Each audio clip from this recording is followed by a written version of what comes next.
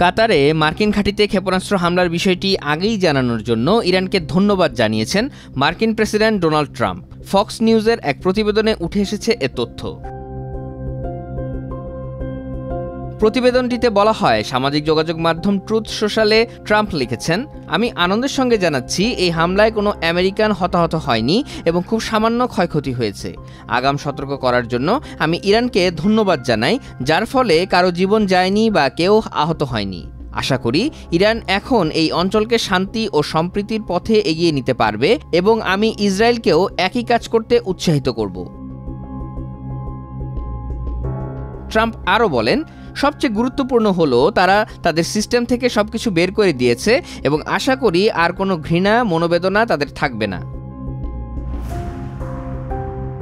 জানা গেছে, কাতারের আল উদেইদ ঘাঁটিতে মোট 14টি ক্ষেপণাস্ত্র ছুড়েছে ইরান। বিশাল এই ঘাঁটিতে যুক্তরাষ্ট্রের সেন্ট্রাল কমান্ডের ফরওয়ার্ড সদর দপ্তর রয়েছে। ইরাক ও আফগানিস্তান যুদ্ধের সময় এটি ছিল যুক্তরাষ্ট্রের অন্যতম প্রধান ঘাঁটি।